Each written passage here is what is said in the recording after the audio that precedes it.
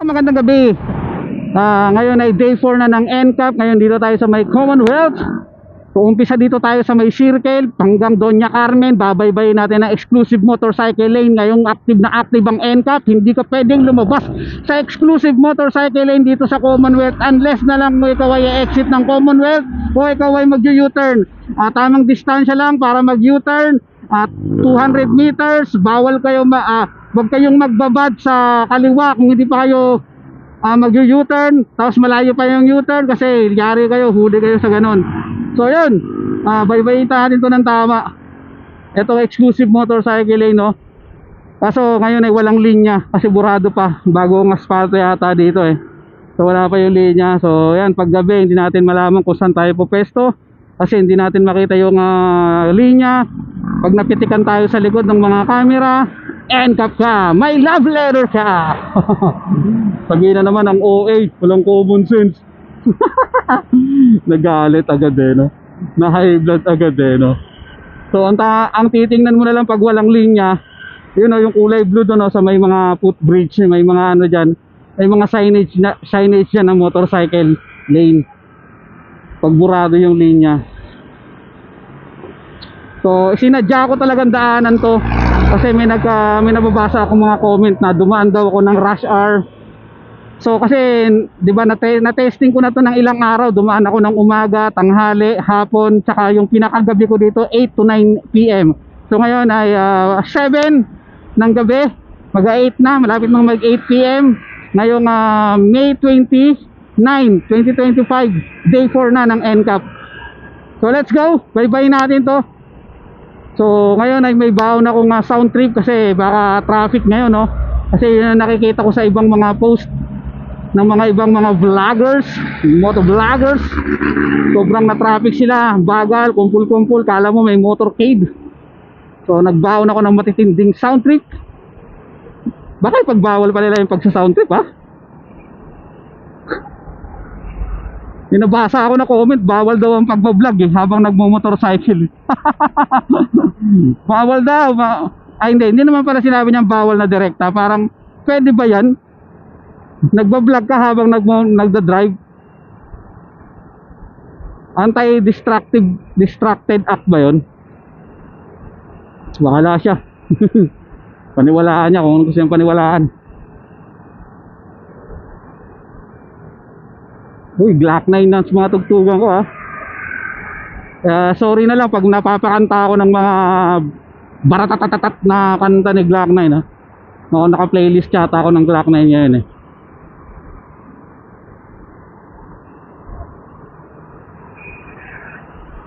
Oh, wala na ulit linya, burado. Bakit kaya hindi mo na nito lininyahan eh, no, bago nila ano. Ewan ko. Ay no, layo ko sa kulay blue na markings na ano, signage pala. Number mo? Bisan na taga-salo. Dito yata yung madalas ko nakikita eh, na nag-build up. Kasi syempre ito yung pa-exit ng mga galing C5 eh. Diyan, no, sa may Tandang Sora ba yan? Nakalimutan ko na, sorry ah. Sorry, hindi ko kasi alam. Nalilito kasi ako sa mga exit dito eh. O Congressional Extension. Tama ba ako? Yung ano na yan, no, overpass, ay ano na yan, flyover na yan. Pabig ka kuya eh. Flyover na yan papuntang C5 tsaka papuntang Congressional Extension yata yan eh, kasi labas yan Congressional, di ba?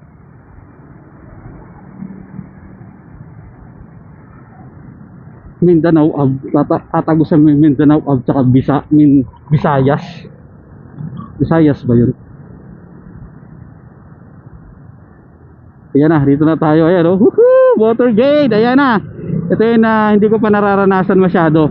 Kasi nung dumaan ako ng umaga, tanghali, hapon, saka nung alas 9 ng gabi, swabe yung naging biyahe ko, wala akong problema, smooth.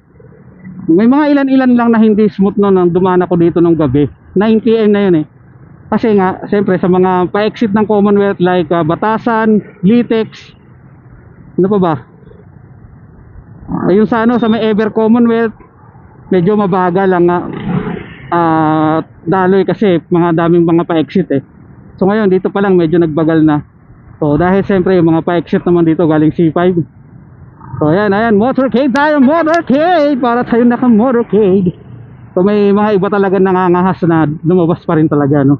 Naiinip talaga yan, mga ganyan. Kasi talagang hindi naman talaga sanay yung motorsiklo na pumila ng ganito. Magtiyaga, tapos makipagsiksikan, ano? Good luck na lang. Sana hindi sila mapitikan, hindi sila maano.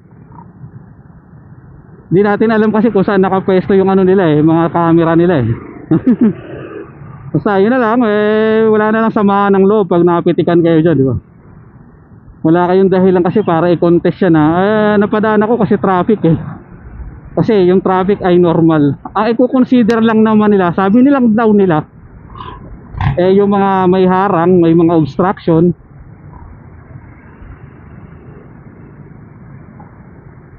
John? Ayan o, pa-exit galing ano, C5.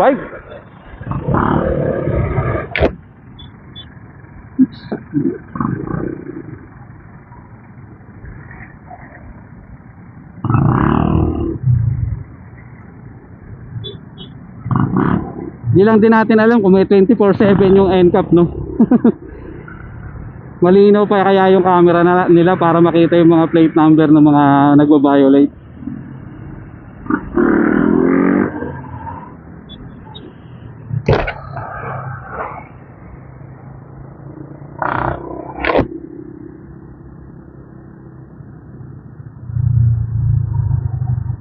So yun. So marami na tayo nakikitang mga post sa Facebook na nagtatakik ng mga plate number nila, no? Saka meron na ulit tayo nakita ng mga ambulansya na hindi makatagos dahil natatakot silang mapitikan ng NCAP. Ayaw nila pagbigay, mag-giveaway sa mga ambulansya. Napanood na tayong balitang gano'n. So ngayon, build up, mabagal. So tama. So rush hour na to. 8 na ng gabi. Ngayong May 28, 2025, day 4 ng NCAP dito sa Commonwealth. Sa sobrang bagal ng dali ng traffic, nangangamoy lining, sunog na lining. Tingin ko sa ano to sa mga bus. Bahon, lakas eh. Pag motor kasi hindi naman ganun ka eh.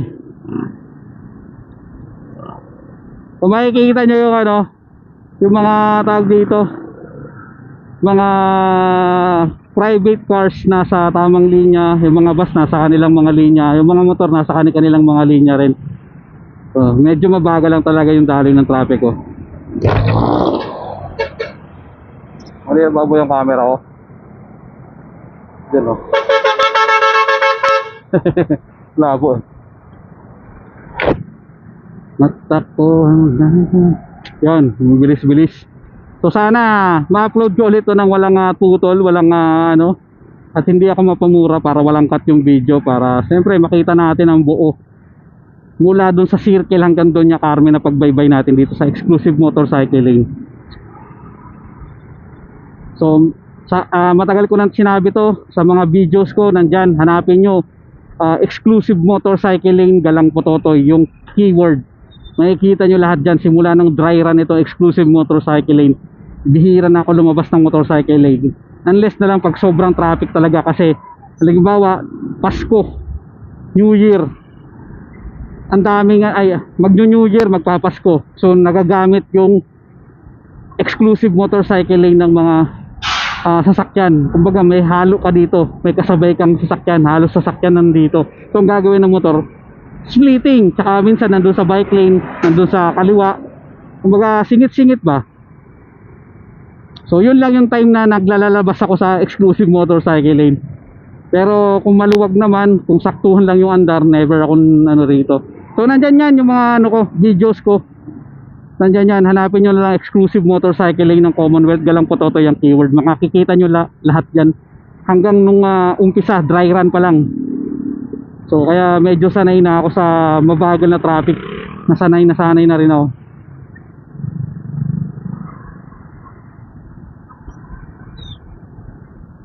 Yun pila tayo, pila.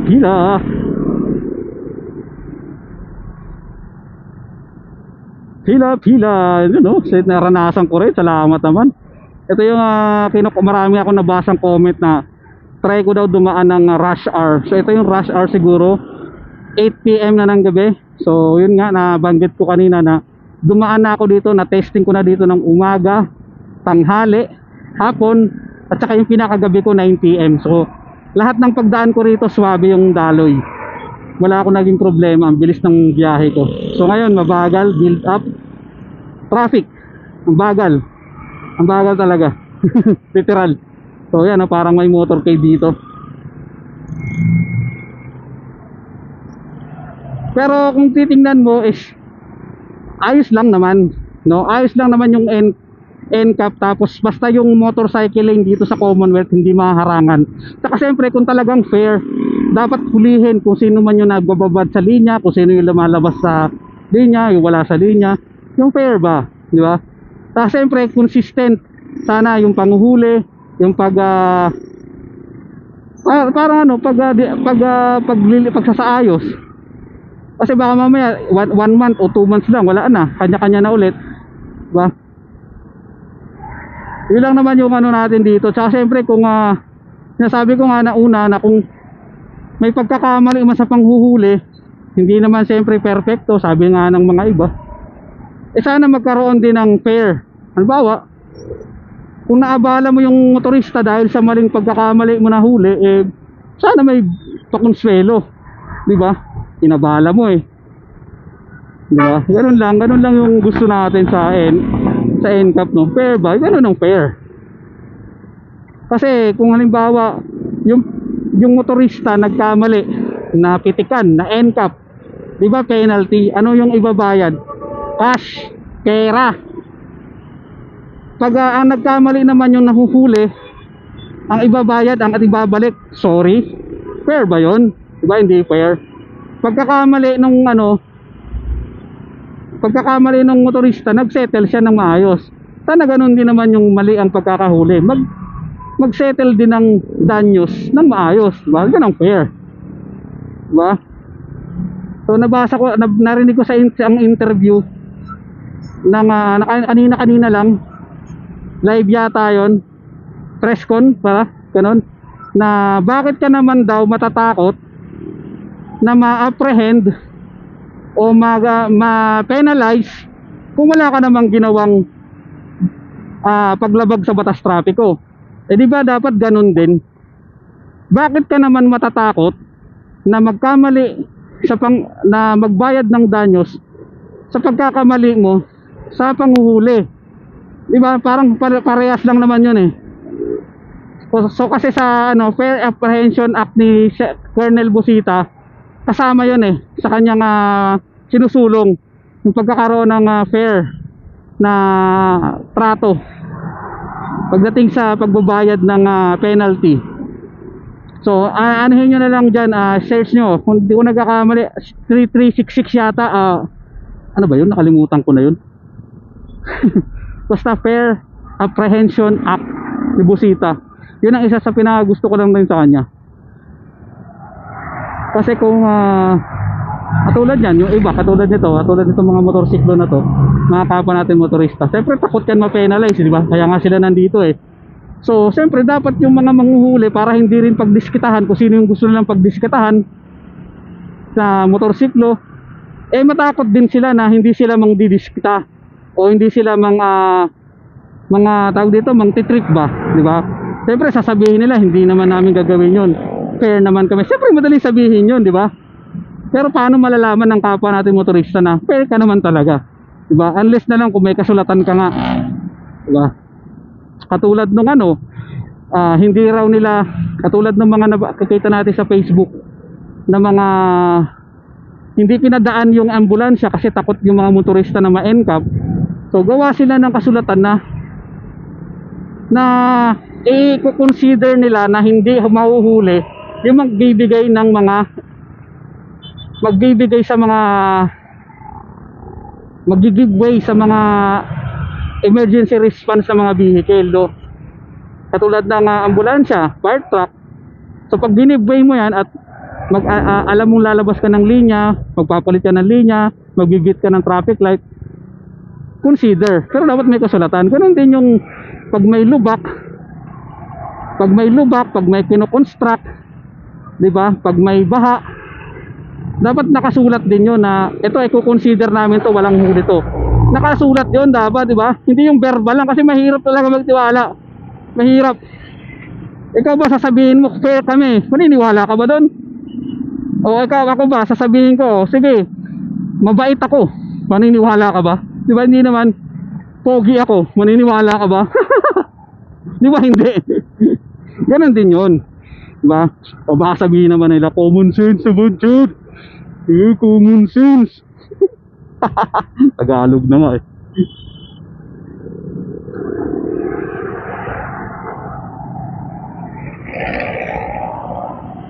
So yun, medyo mabagal ang ano natin, andar natin simula pa dun sa may ano, St. Peter ba yun?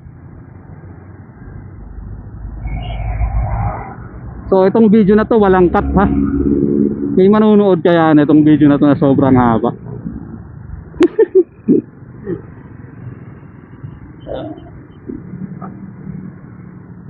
Hindi ko ikakat para at least pa makita lahat ng anggulo, file anggulo, yung pagbaybay natin. Kasi siyempre iba dyan, masasabihin din naman tangina mo, lumabas ka din naman dyan eh. Hindi ka naman nagstay dyan eh. Nung walang camera, umalis ka na dyan sa linya eh. Hindi ka naman talaga nagtsatsaga dyan eh. Magtsatsaga ka ba dyan? Ayan lang ano natin. So ayan, full video yan. Siguro kung i-upload ko na lang part 1, part 2, ganun, kasi mahirap mag-upload na sobrang haba. Kaya ikakat natin part 1, part 2, ganun.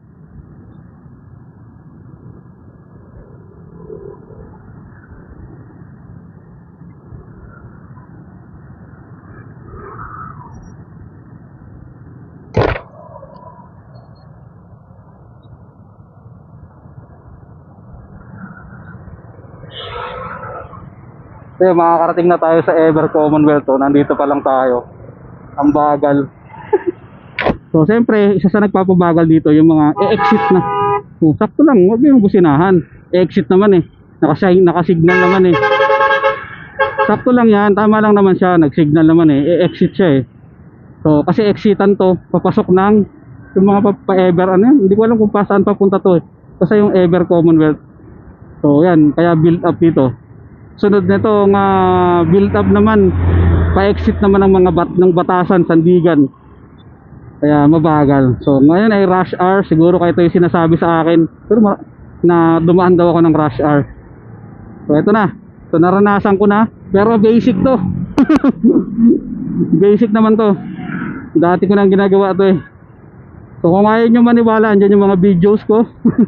Search nyo lang, exclusive motorcycle in Commonwealth Galamputotoy ang ang keyword. Lalabas dyan lahat.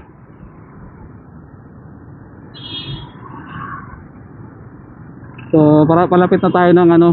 So meron pa rin tayo nakikita ng mga motorsiklo, kapwa natin motorsiklo na nasa labas ng linya no. So siguro siyempre alam nila, baka walang ano rito, wala namang camera dito eh.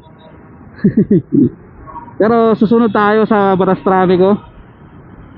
Hindi tayo mangangamote kasi wala tayong pambayad. Saka ayoko mapadalhan ng love letter. So dito tayo sa Ever Commonwealth. Anong oras na ba? So past 8 PM na ng gabi. Ngayon May 29, 2025, day 4 ng NCAP.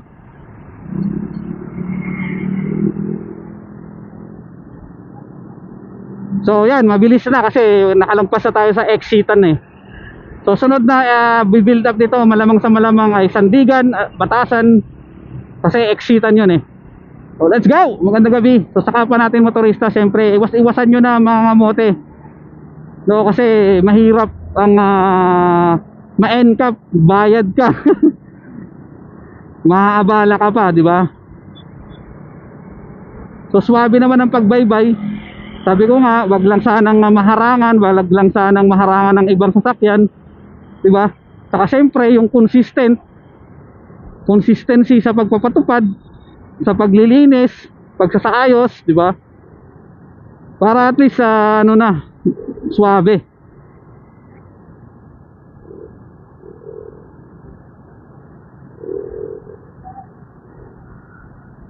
Oh, love. So nag-start ako sa Quezon City Circle.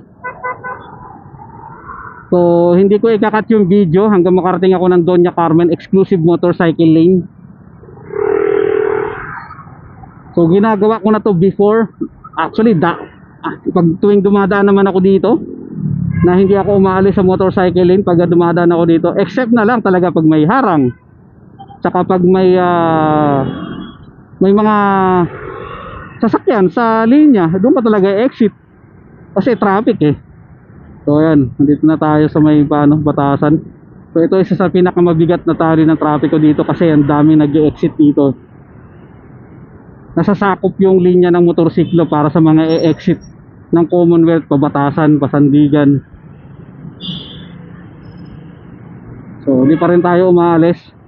So kung gusto nyong maniwala sa sa lagay ng trapiko ngayong day 4 ng NCAP, so try nyo na lang panoorin to hanggang dulo.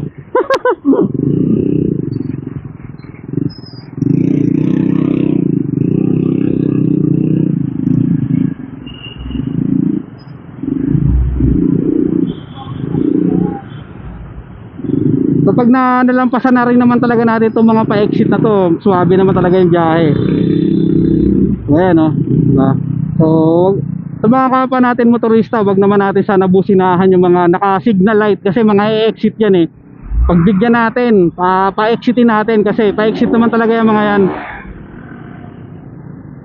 Mga naka-signal naman, makikita naman natin.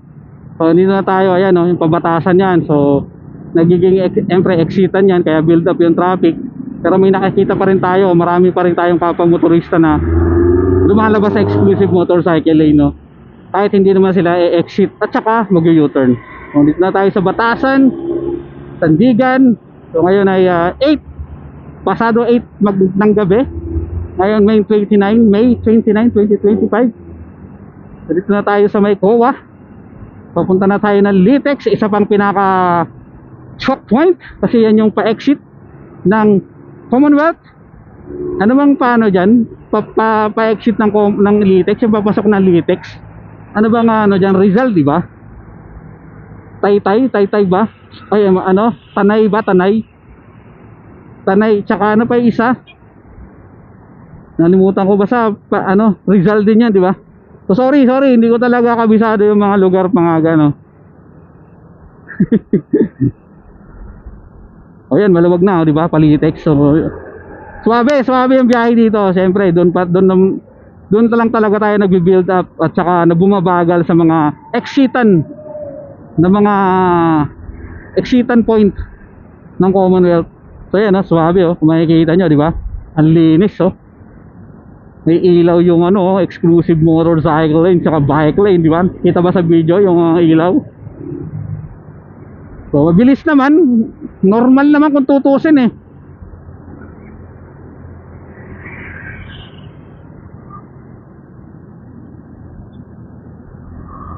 So dito na.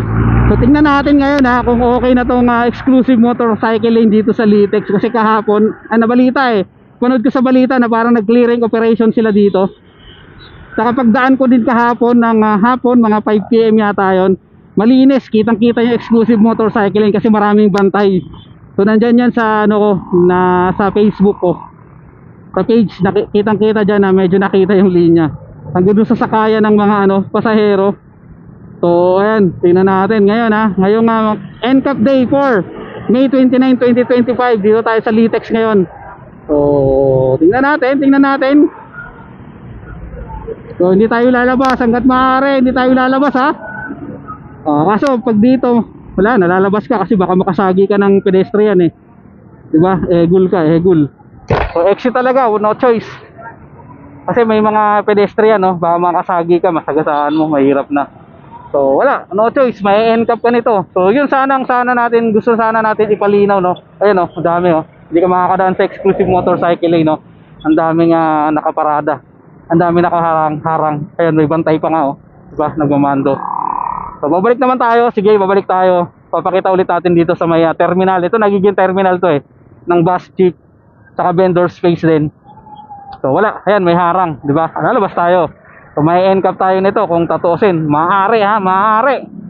Pwede. Kasi bawal lumabas ang motorsiklo sa exclusive motorcycle lane kung hindi ka i-exit at hindi ka mag-U-turn eh. So wala, nasa labas tayo. Kasi yun tingnan, kitang-kita, yun yung exclusive motorcycle lane sa kanan, may harang. So wala, no choice, nasa labas tayo, nasa gitna tayo. Ayun yung kulay blue na signage, ang layo natin. No, may harang eh. May mga paninda, may mga pedestrian, so iiwas tayo. So, di ba? So, wala eh. Alas 8 ng gabi, pasado. Ngayong May 29, 2025. NCAP Day 4. So, wala. Bumalik sa dati. So, napanood ko kagabi kasi kagabi napanood ko na nag-clearing operation sila doon. Kaya, nung dumaan ako ng hapon, napaka-smooth ng daan ko doon. Kitang-kita yung linya. So, yun. Wala. Balik sa dati. Yun ang sinasabi natin, no? Yung consistency ng pagpapatupad, paghihigpit, kung mahigpit man, sana yung consistent, tuloy-tuloy, di ba? So, malapit na tayo sa Doña Carmen. So, ayun.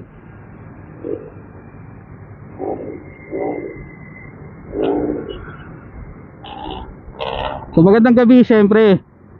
Manatiling alerto, maingat at kalmado lagi sa mga kapwa natin motorista. Siyempre iwasan natin yung pangangamote. Lalong-lalo na active ngayon ng NCAP. Mahirap magbayad, mahirap sayang yung pera nyo, di ba? So yun, nandito na tayo sa Doña Carmen. NCAP Day 4, May 29, 2025. Cut up 26 minutes, 27 minutes from Circle to Doña Carmen ang biniyahe ko.